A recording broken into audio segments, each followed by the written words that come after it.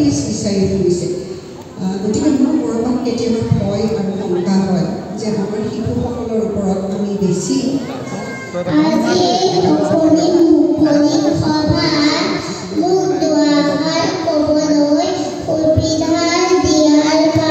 শিশুৰ বাবে উৎসৰ্গিত সংগঠন বিকাশ আৰু ক্ৰান্তিকাল প্ৰকাশনৰ সহযোগত আমি বছৰজোৰা বিভিন্ন কাৰ্যসূচীৰ অন্তত আজি দুদিনীয়াকৈ শিশু সমাৰোহ আয়োজন কৰিছোঁ। আজি শিশু সমাৰোহৰ অন্তিম দিন আৰু আপোনালোকে দেখিছে যে কণ কণ শিশুসকলে সভাপতি বক্তা হৈ তেওঁলোকে সভা পৰিচালনা কৰিছে।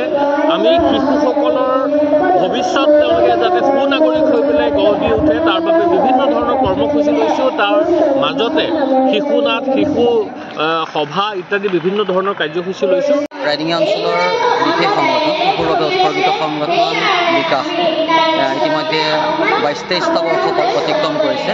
আমি ৰূপালী বৰ্ষৰ প্ৰাক্ক্ষণত আজি শিশু সমাৰোহ অনুষ্ঠিত কৰিছোঁ দুদিনীয়া কাৰ্যসূচীৰে। কালি দিনজোৰা কাৰ্যসূচীৰ অন্ত হ'ল। আজি দ্বিতীয় দিনৰ কাৰ্যসূচী চলি আছে। সন্ধ্যালৈ সাংস্কৃতিক অনুষ্ঠানৰ সামৰণি কৰিব।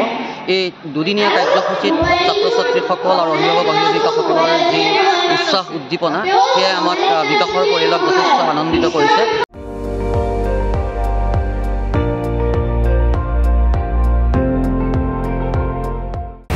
আপুনি চাই আছে ND24 সৰ্বশ্ৰেষ্ঠ নহয় সৰ্বোত্তমৰ দৌৰত।